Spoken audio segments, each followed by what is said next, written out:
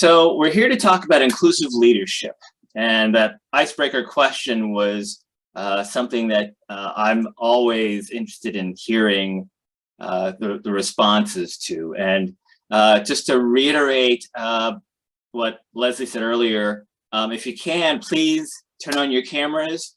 It's really helpful for me to see you so I can know whether what I'm saying is making sense to you or not. And I can see when there's an inquisitive look on your face, and I might be able to explain a little bit more about what I'm referring to.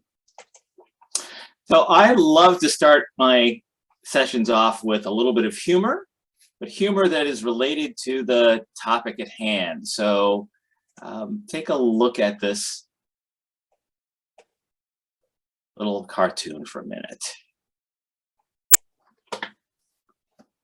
So I know some folks who've been in my workshops have seen this before, but it so makes sense for the topic that we're talking about, because we are really trying to create it in our organizations the sense that we're not just talking the talk about inclusion, we're also walking the walk. And we're not really taught how to walk that walk. And that's what we're here to learn and talk about and get a little, hopefully, practice in today. Right. So actually, before I put this one up, I would love to hear from you. Feel free to, we're a small enough group, you can come off mute or type into chat. What would you like for me to cover here? What questions do you have about inclusive leadership? Because I could talk about this for hours on end, but we don't have hours on end. So I want to make sure that my comments are making sense to you or giving you what you need, answering your questions about becoming a more inclusive leader. So what questions do you have about inclusive leadership?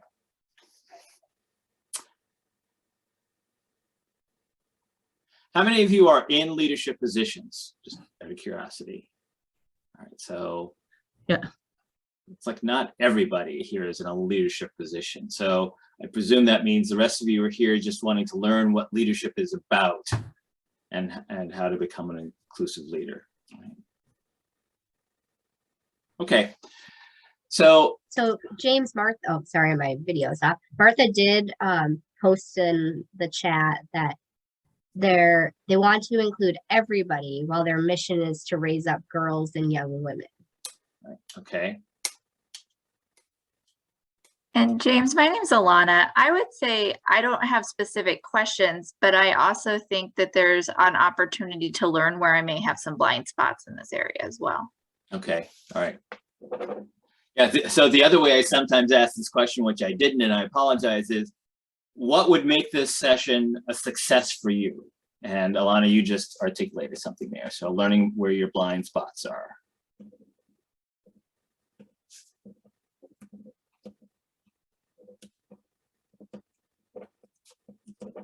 Okay. How to recruit a diverse group of volunteers. Okay.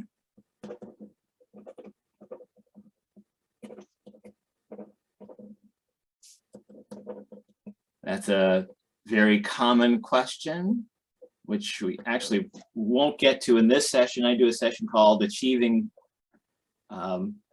Performance Through Diversity, where I get into that in great detail, and also DEI for managers, but I'll try to weave some of that into here. And Donna is saying how to start the conversation to check in with a colleague on if they feel included or have issues that haven't been addressed. Okay, how to start the conversation. And this is Tara from Girl Scouts. Can you hear me okay? Yes. Okay, wonderful. Because last time I had my button on double mute, apparently. So for me, it is how to have these inclusive conversations where it's not feeling like you're grilling somebody.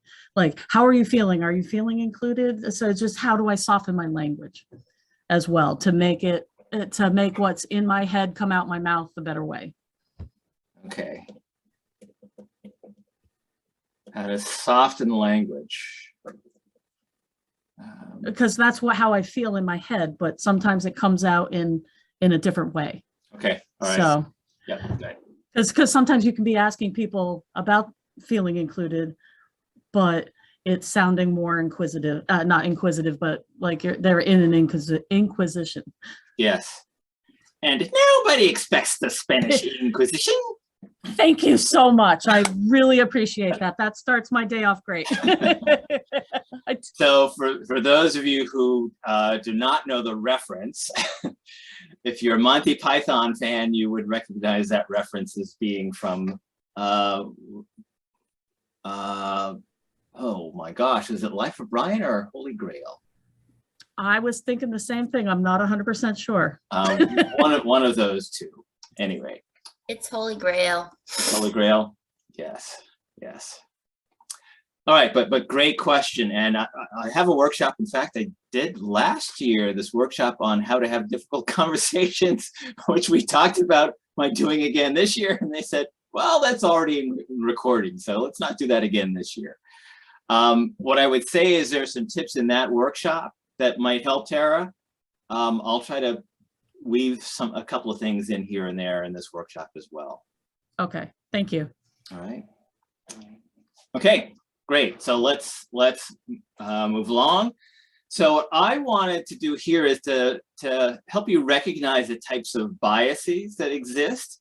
And this will help, I think, Alana, with your question about blind spots, recognizing what you don't know. And I want to help you how to understand how to become an inclusive leader. And I can't, it's a non-objective here. I can't make you a master inclusive leader in this time that we have, but I'll give you enough awareness, and that word will come up again, to know how you can proceed. So I want to talk about, in terms of being an inclusive leader, what's our goal? What are the values that we want to have?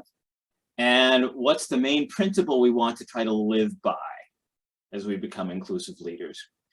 I'm going to talk about priming the pump of knowledge a little bit, the leadership development continuum, and then I'll wrap up. So that's where we're headed.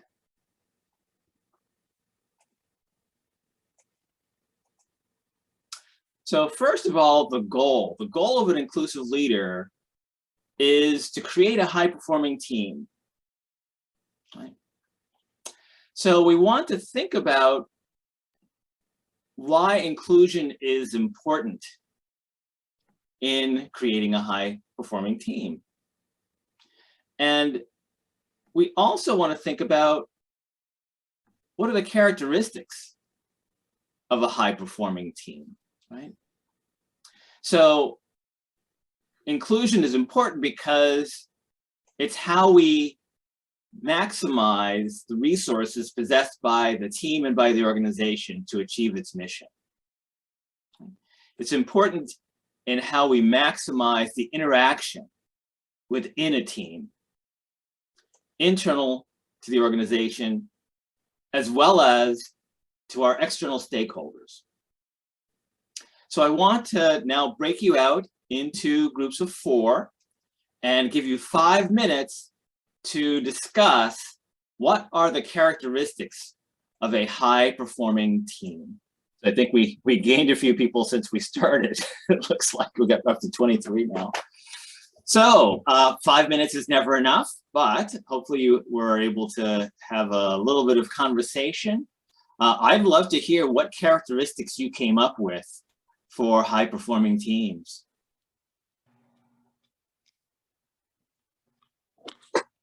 Feel free to come off chat or type into the, come off mic or talk into, or type into chat. We talked about good communication. Good communication, okay. And something I didn't get to mention in the 5 minutes was common goals. Common goals, good, yes. Other characteristics of high-performing teams. One of the things in our breakout room was seeking to understand and where people are coming from with, so, hey, we all have an idea. This is the project that we're working towards. 4 of us have ideas, and really trying to get that collaboration going and seeking that community of input. Great, great. Community of input. I see we have Sarah typed in communication and balancing styles of communication effectively. So recognizing that people have different communication styles, and the DISC assessment is a way to get at some of those differences. Empathy is as Ryan says, part of the characteristics of a team. I'm assuming that means everyone on the team has empathy. Trust from Sarah, listening, willingness to have difficult conversations or disagreements. We started off with clear goals, but moved very quickly to the need for buy-in and a common sense of mission, because if the goals may be clear, but if everybody doesn't buy into them, why, you're going to have a problem. Yes, yes. Communication, trust, and collaboration. And Alana highlights again the different kinds of thinkers. Dedication to the mission, our goal at hand. Excellent, excellent. So wonderful, wonderful. Let me do this. You all came up with some of the key characteristics. And so PricewaterhouseCoopers created this chart to show characteristics of high-performing teams. And you all named either the characteristic that they had or some component of a characteristic that PwC came up with. The trust, you all mentioned trust. Clarity, clarity in terms of what the goals are. Clarity in terms of roles and responsibilities that really help people to feel like they belong, because they know it's one of the 5 characteristics of belonging, where you know your role and your responsibility. Accountability. Everybody is accountable for getting things done on time and meeting high standards, and everyone knows that everyone is being held to those high standards about getting things done on time. Where the work has meaning and impact for individuals, meaning for the individuals, and meaning for the society or the audience that the work is being done for. And that winning attitude, that commitment piece that I think, was it Martha, someone just mentioned, being dedicated and recognizing that you want to win. You want to make sure you're achieving the goals and having a great impact. So as we're thinking about being inclusive leaders, we want to keep in mind these characteristics of a high-performing team that we want to try to build.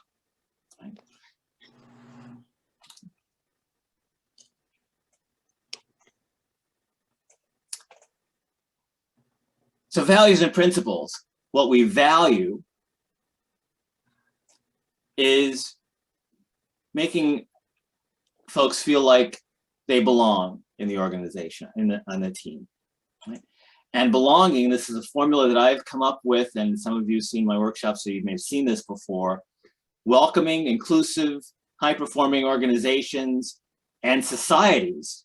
This is not just for teams, but society as well. Exhibit equitable, not just equal, and those 2 terms are used interchangeably, but they are different. And this little cartoon illustrates that. Give me that question. So equitable treatment being giving someone what they need to be successful, versus equal treatment, which is giving people the same thing, which may not be sufficient to make everyone successful.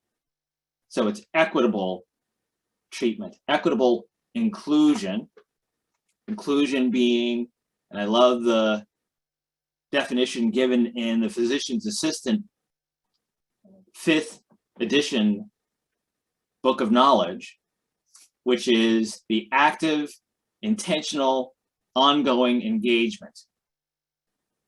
Active, intentional, ongoing engagement. This is how you include people. You treat them equitably. You actively, intentionally engage with them on an ongoing basis. And the last component is of diverse people. We don't play favorites to just those who look like us or sound like us. We need to do it for everyone, so that everyone recognizes that they're going to be included, no matter how wig they are. Everyone knows that term wig is. Weird is good.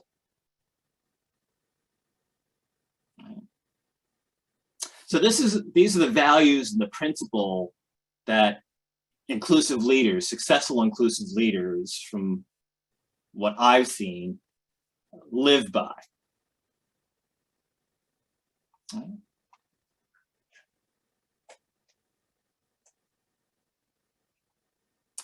So how do you know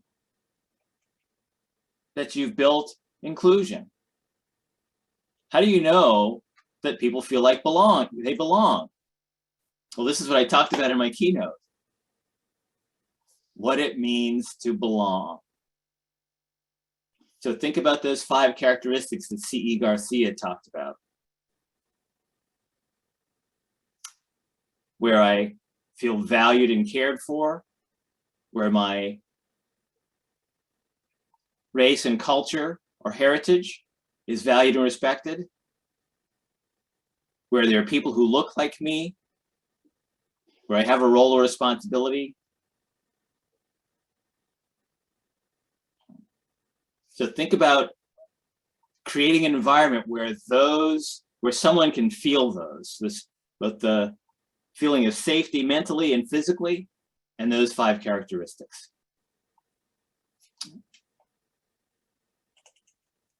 So what are the characteristics of a leader?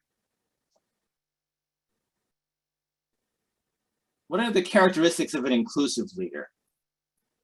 Feel free to come off mute or type into the chat. What are the characteristics that you think of in an inclusive leader? Tara? You're on mute still. That double mute must have happened again. Let's see. Okay. You're Can you hear me on. now? You're okay now. Okay, good. Phew. Almost forgot the question. To make sure that everybody has equal opportunity and encouragement to speak Okay. within the team. Within the team. All right. Good. Other characteristics. I would say a willingness to collaborate and take in everybody's views Good. and try to incorporate everyone's ideas in some way, shape, or form. Good. Good. I think there's a key element of openness, Openness. to not just get locked in on your way, to really be open to new ideas and changing course a bit. Yes. Yes. Yep. Open to new ideas and new ways of doing things. Anybody here a Star Trek Discovery fan? You know that the first season and a bit of the second season were built around Commander Michael Burnham, who has risen up in the ranks and generally thinks about things in a different way, goes about things in a different way. And she actually gets court-martialed for disobeying her captain because she wanted to do something in a different way. And it turns out her way was in fact the best way, and that's recognized by Starfleet Command and the admirals and the Admiralty. Right. So recognizing, being open to different ways of doing things. So with those characteristics of leadership, Jennifer Brown in her book, How to Be an Inclusive Leader, explains or has developed what she calls a leadership continuum that describes the characteristics and the development of inclusive leaders. First, you're unaware. You think diversity is compliance related and simply about tolerating others. I talked about tolerate before in my keynote. Next, you move on to being aware, where you are aware that it's not someone else's job to deal with inclusion and diversity. It's your job. You have a role to play. And you're educating yourself about how best to move forward in being an inclusive leader. Then you move to being active. You shifted your priorities as a leader and are finding your voice as you begin to take meaningful action in support of others. It's no longer just you have the expertise and you're going to do it. Someone else has the expertise or needs to learn the expertise, and you're going to support them in doing it and learning about it and accomplishing that task. Then we move over to the ultimate, which is the advocate stage, where you are proactively and consistently confronting discrimination in your environment and working to bring about change in order to prevent discrimination at the systemic and therefore structural levels. So where are you all in this continuum? Who's at the, you're all kind of at the awareness stage at least, right? And hopefully we're trying to do some things in the active stage, right? Getting to that advocacy stage, it's a challenge, right? And sometimes we're not, we actually think we're not in a position to be an advocate. But we are, even if we're not a leader, we're in a position to be an advocate. But as a leader, we need to speak up when we are executing systems that are discriminatory. So this hopefully gives you a kind of a model to think about your own development.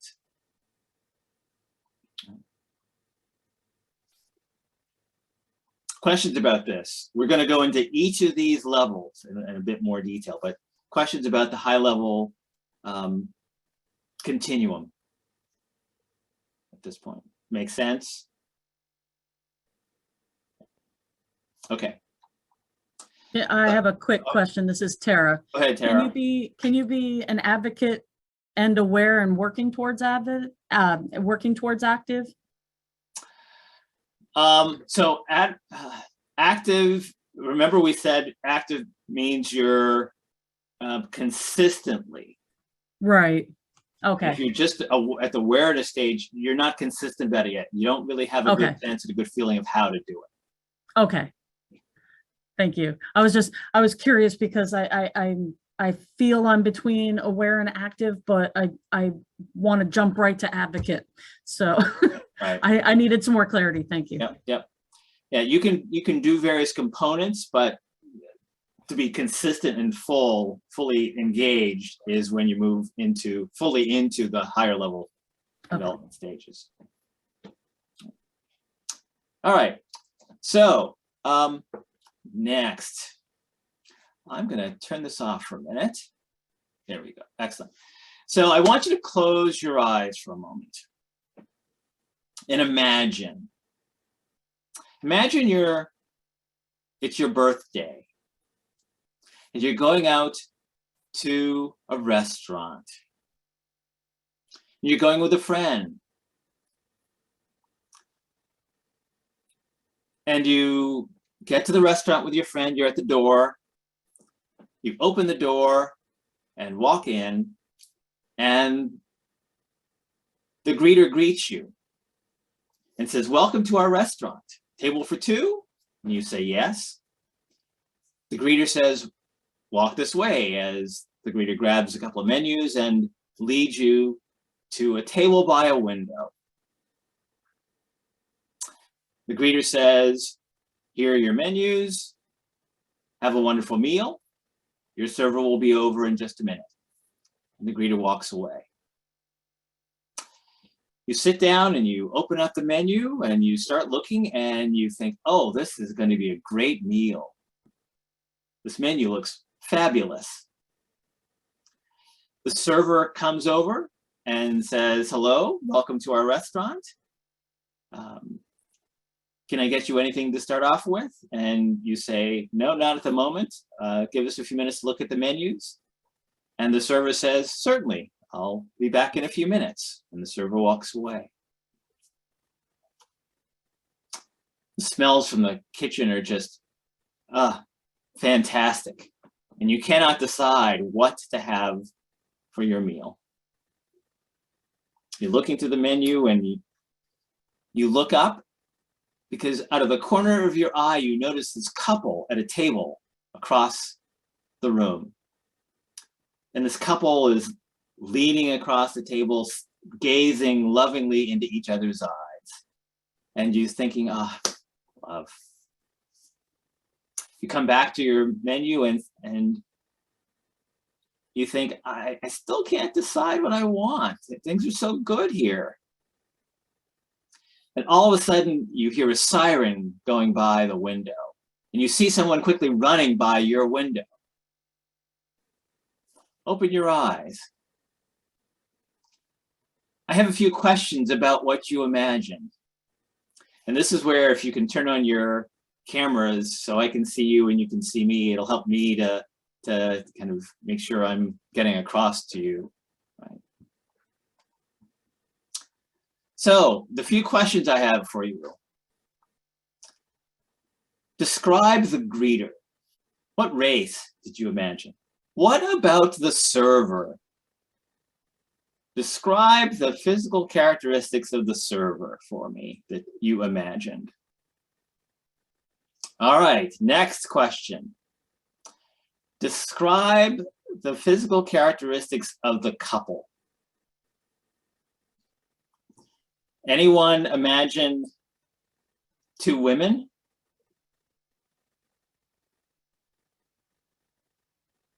Two men?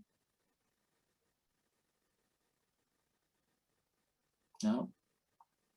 So what you've just proven is that you have implicit bias. And somebody said it really well, I think it may have been Tara, the muscle memory. We rely on our muscle memory. That's what bias, that's a really good way of describing implicit bias. It's muscle memory, brain muscle memory. In some of my other workshops, I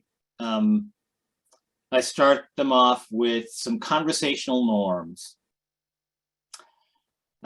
Because it helps when having, and this is something, speaking of, trying to figure out how to have difficult conversations, we talk about set some norms, set some guidelines for having a productive conversation about a difficult topic. But one of the norms is notice your judgments. If you keep that in mind as you go through your day, notice your judgments. You will have those aha moments that Martha just talked about. And you will build your muscle, your brain muscle, to be inclusive.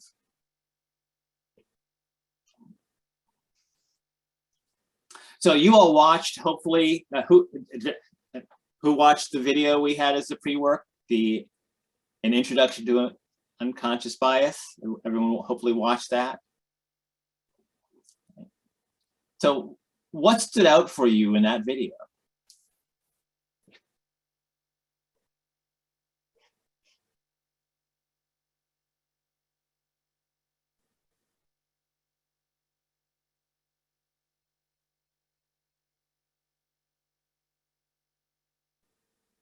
What were the major tenets of the video? So I didn't realize that you identified more with people that look like you, I guess, was the video kind of saying. Right, right. Yes. We identify more with people who look like us. Affinity bias. Other observations or something that surprised you from that video?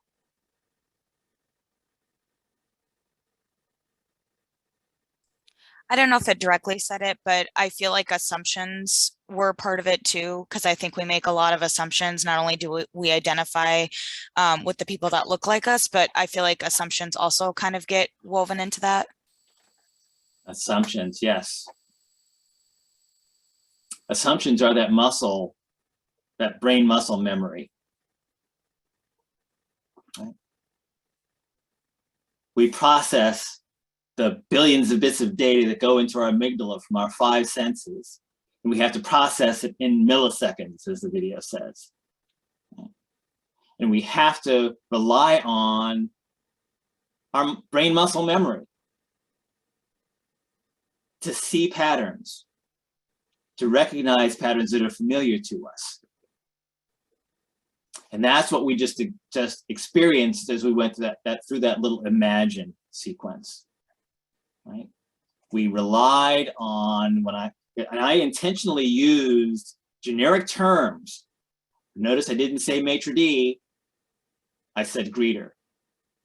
Notice I did not say waiter or waitress, I said server. Okay? So you had to conjure up from your own memory what these people look like.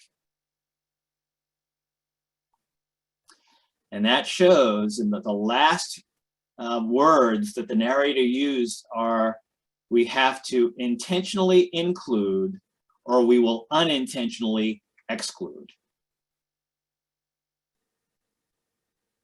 So this is what we want to keep in mind as we seek to become inclusive leaders. We are all biased. If anyone says they're not biased, they're not telling the truth. They don't know.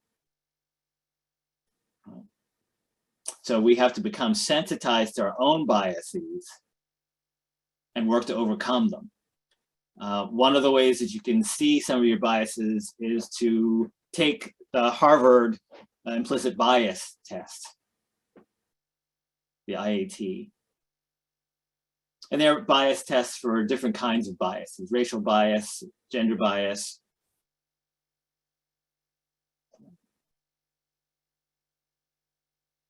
So now that we recognize that we all have implicit bias, how do we move through the development phases? That's our next question. How do we move through these development phases? So let's take a look at those phases. So let's talk a bit about types of biases. I like the way that Gerd Geigenreiser, who is Director Emeritus of the Center for Adaptive Behavior and Cognition at the Max Planck Institute for Human Development, I like the way he looks at implicit bias and sees them not as errors in judgment, but rational deviations from logical thought. And there are 3 general types of biases. This first one being decision-making, belief, and behavioral confirmational, and there have been over 125 of those that have been identified.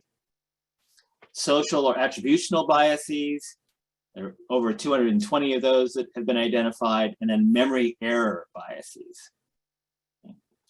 So this first set is about how we make decisions about people and things. And I'm not going to go through all of them, but a few of these that are interesting are automation bias, which is our tendency to depend excessively on automated systems. Right? And if those automated systems have bias built into them, then they make errors on our behalf. There's the Dunning-Kruger effect. Anybody aware of the Dunning-Kruger effect? Know what that is? When we know a little bit about a subject, sometimes we think that means we know a lot about a subject. And we act that way. Stereotyping, zero-sum bias, where we think that a situation we're in is a zero-sum game where one person gains at the expense of another, where that might not necessarily be the truth. Social attributional biases, a group attribution error example is around stereotyping. The biased belief that characteristics of an individual group of members are reflective of the group as a whole or the individuals themselves.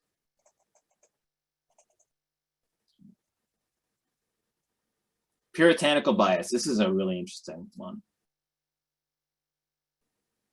It's the attribution of a moral deficiency to someone or lack of self-control of someone, rather than accounting for the impact of broader societal determinants.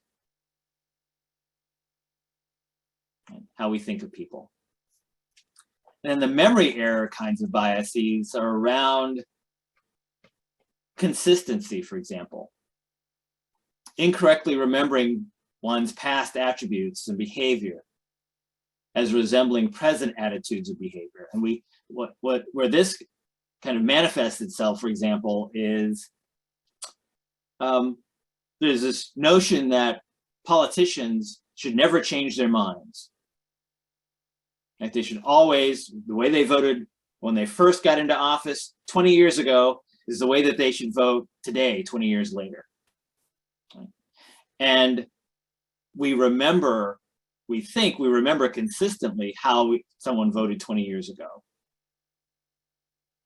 and hold them to that standard. Whereas they probably changed. Hopefully they changed. Hopefully in our leaders, we want them to be able to change their minds as the times change and as they learn more. Okay. There's this cross-race effect. Isabel Wilkerson, Janet Eberhardt in her book Bias talks about this one quite a bit. The tendency for people of one race to have difficulty identifying members of a race other than their own. Right. So there's a Wikipedia page actually that talks about these three different types of biases and gives lots of examples. So when do these biases kick in? When do you think biases kick in? In our lives, when we're out in the world. What kind of situations do you think biases kick in? Anybody? I think they could happen all the time. I mean, bias is essentially how you're looking at the world. And so. Almost any time, but let's be a little more specific than that. When you're in a situation, right? Not all situations are stressful. Some situation you're just lying at the beach. Bias is not going to kick in there. I think maybe when you're in an unfamiliar situation or a place where you don't feel completely comfortable, someplace it's not, like unfamiliar. So you're looking for cues to let you know what's, to your brain safe or not. And your biases are going to contribute to that. Good, good, good. Where else? What other kinds of situations? There are some comments in the chat. So when something bad happens to you or when you feel you're in danger. In danger, yes. or feel danger, right? Yeah, good. So Pamela Fuller, in her book, The Leader's Guide to Unconscious Bias, she mentions that bias kicks in situations where there's information overload, where there's ambiguous evidence, where there are complex decisions being made, when there are emotions involved, right? Fear that was just mentioned. When there's a need for speed, when there's an immediate threat, or someone demanding a decision be made or a response, or when we are emotionally or cognitively depleted, when we are exhausted, bias kicks in, right? And that is where we filter information that may be very useful and important, right? We have strong feelings about something, we tend to ignore information. When we're under threat, we tend to take shortcuts to act quickly. When you're hungry or low on sugar in your body, we don't process information well.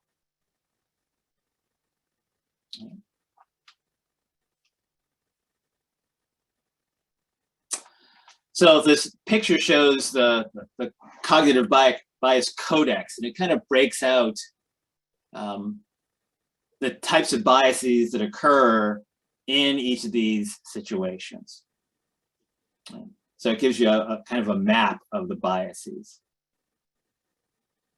These are the things that we probably don't know about ourselves, about when bias kicks in and what biases we even have.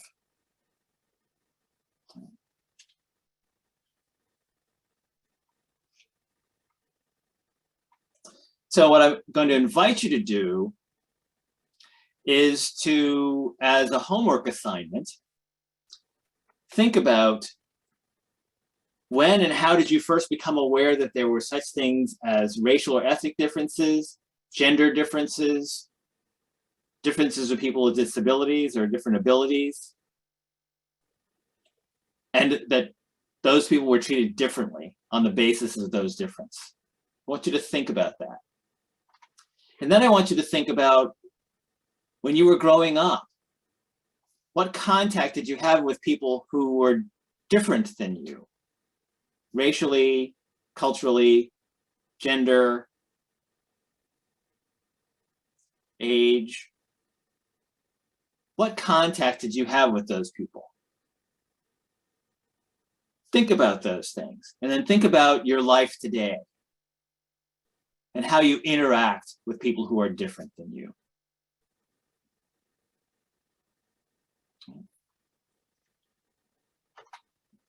So I want to get into the continuum now and talk about the awareness stage.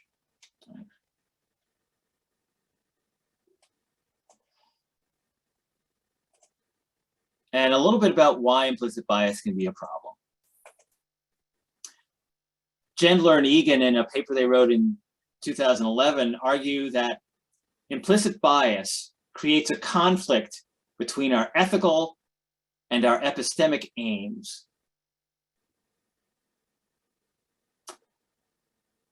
And it somewhat has to do with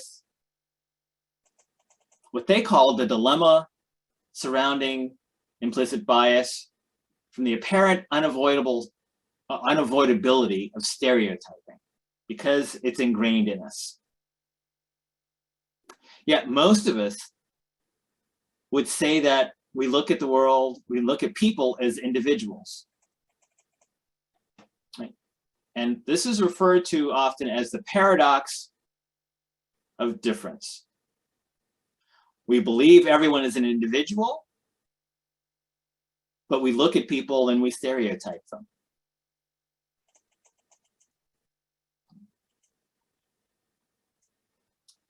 From a practical standpoint, Jerry Kang wrote a primer about implicit bias and talks about the nature of the shorthand schemas we use. We use shorthands just in the last slide. We talked about when we're stressed, we use shorthands, shortcuts to make decisions.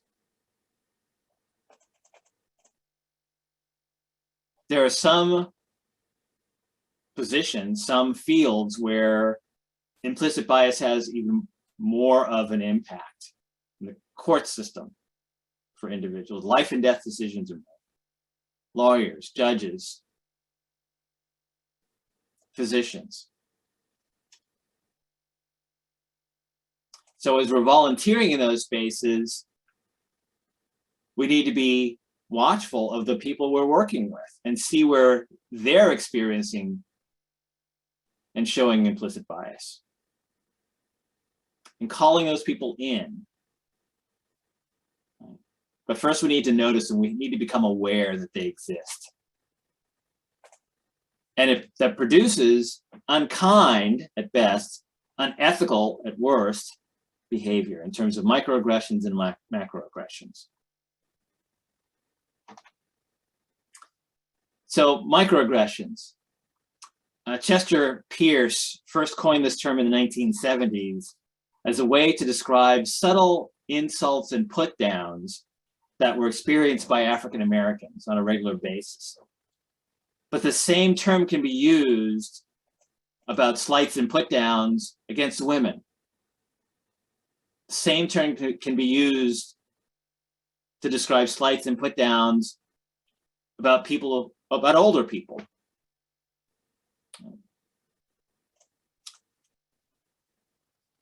Daryl Wang Su, professor at Columbia University, identified 3 types or forms of microaggressions in order of violence. Microinvalidations, when a person's comments invalidate or undermine the experiences of a certain group of people. A microinvalidation example could be a white person telling a black person that racism does not exist in our society today.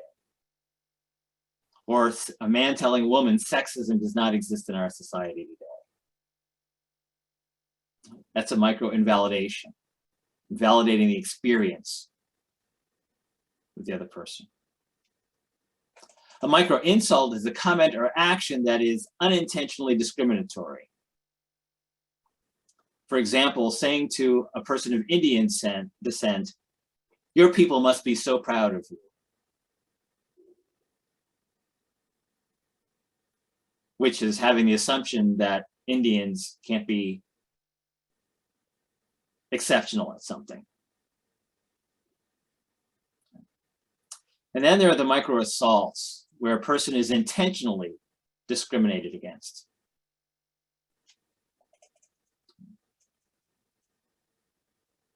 Microaggressions seem to take three manifestations, if you will: verbal, behavioral, or environmental. And I don't want to go into all of these, but there are 9 flavors here. And there's a great article called Racial Microaggressions in Everyday Life, Implications for Clinical Practice, that describes these 9 flavors. But we just talked about a couple of these, and you may have heard of, for example, when someone who appears to be of Asian descent, and someone says to that person, "Where are you from?" or asks that person, "Where are you from?" And the person says, "Well, I'm from Goffstown." "Oh, where are you really from?" It's referred to as alien in my own land type of microaggression. We talked about the comment to the Indian person. That's a ascription of intelligence example. There's no racism. That's the denial of racism. Or it can't be racist because I have friends who are Black. It's a denial of racism. Second-class citizen. Melanie Hobson, who is a CEO of a major financial advisory firm, tells a story of how she was dressed in an elegant dress, going to be the keynote speaker at a convention in New York City at a hotel. And she walked in the hotel, had never been to the hotel before. So she walked in and was looking around, looking at where she should go. And one of the staff came up to her and said, "Oh, good, you're here. Follow me." And she thought she was being taken to the ballroom where she was going to speak. Instead, she was taken to the kitchen. And the staff person gave her a waitress outfit and said, "Great, here, put this on and we'll put you into the rotation." The assumption that she, an African-American woman, was staff rather than the keynote speaker is the second-class citizen microaggression. Assumptions based on how someone looks. There are environmental aggressions. Anyone familiar with the I-91 extension? I-90 extension. I-290 extension in Worcester, Massachusetts in the 90s.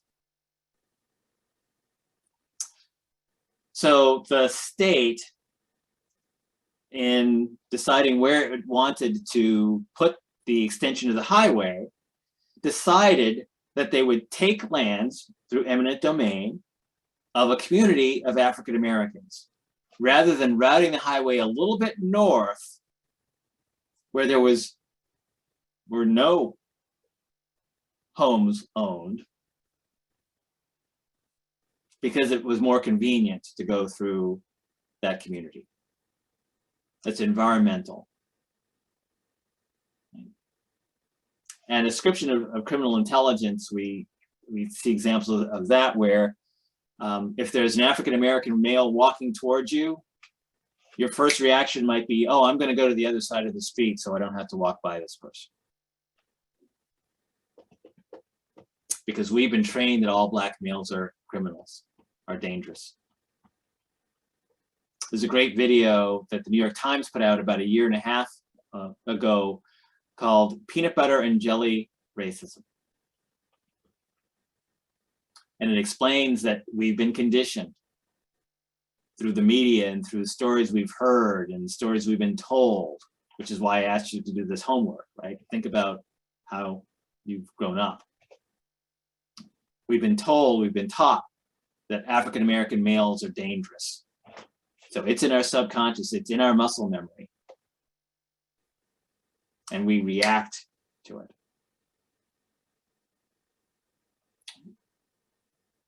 So these are the microaggressions. And then we get to the macroaggressions. Discrimination happens at multiple levels. In our culture, at an interpersonal level. And I love Resmaa Menakem's definition of culture being the way that our bodies reenact and retain history through the foods we eat, the stories we tell, the things that hold meaning for us, the images that move us. So there are biases built into our culture and the way we behave, the way we reenact history. There are biases in our institutions, in our policies and procedures. So we need to look at those policies and procedures and think with an equity lens. Going back to the principle of equitable inclusion of diverse people. Do our policies and procedures and best practices enable us, encourage us to be inclusive and equitable? And then we have laws at the federal level, state level, and local level that may not be inclusive. And many of them are not inclusive, not equitable, do not encourage equitable inclusion of diverse people. and those institutional or systemic level issues multiply because systems are what make up sectors of our society. So wealth, media, housing, criminal justice, education. Those sectors are made up of systems, of organizations, that when they are discriminatory, which they all are, the sectors are discriminatory because all those systems are interacting. The organizations that we all work in interact, interplay. So we need to be aware of these before we can take action. Is this making sense? Great. So moving on to active. Being active is about including people through our knowledge and our intentionality. Right? We talked about the definition of inclusion. What were the 4 keywords that I talked about in inclusion? Inclusion is the active, ongoing, intentional engagement. So it's about how we think and how we behave.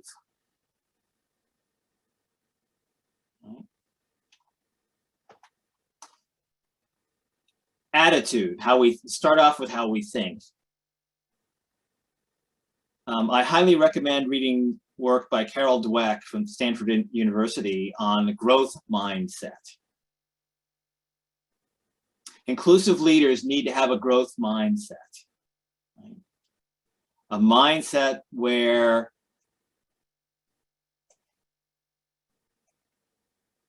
we embrace challenge. We persist in the face of obstacles. We don't let obstacles stop us. We see effort in doing something as a path to mastery, not as obstacles just to be overcome. With a growth mindset, we want to learn from criticism, good or bad. We want to learn. We recognize that we learn through mistakes. With a growth mindset, we want to find lessons and inspiration in the success of others.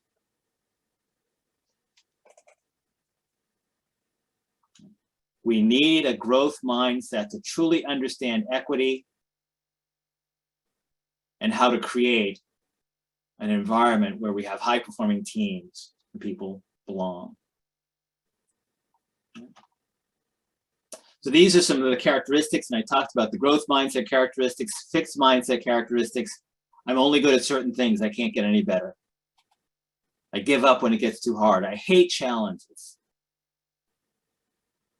I take feedback and criticism personally. It means I'm a bad person when I get criticized. Or I don't like doing what I don't know. So if you recognize these characteristics in a person, they have a fixed mindset. And it's our job as leaders to help them to transition to a growth mindset.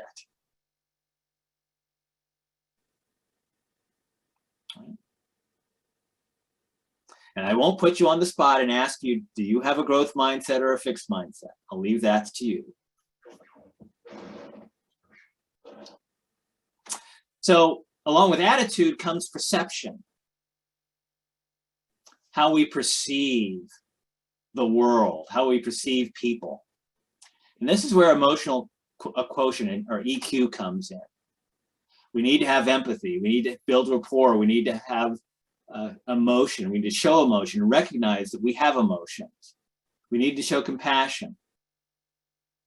We need to recognize, as Bruce Patton, Sheila Heen, and Doug Stone say in their book, Difficult Conversations,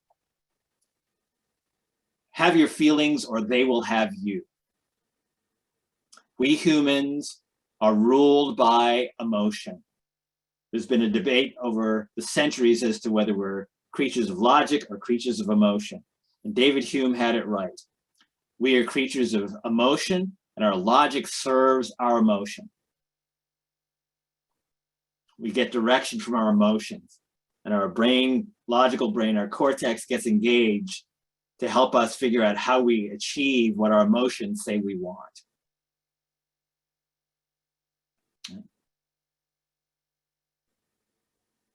So we need to be able to perceive emotions in others and in ourselves. So we know how to be empathetic, how to be compassionate, how to be inclusive. So I'm going to wrap up a little bit here, just to talk a bit about behavior, emotion, communication, how we communicate, thinking styles, and leadership styles. Right.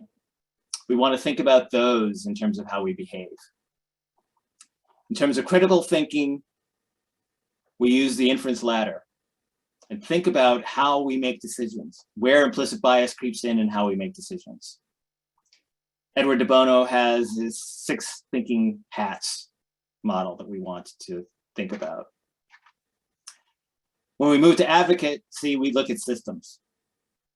And in our organizations, we plan how we're going to be an inclusive organization. We implement our changes to become an inclusive organization. We check them and we act on them. And I have a roadmap that I've defined, and it's described in my book, of how to help organizations move into that. We have key questions that we ask ourselves. We analyze where we are with respect to our business operations, our processes, our people, and our technology. So that's it. That's what it takes to become an inclusive leader.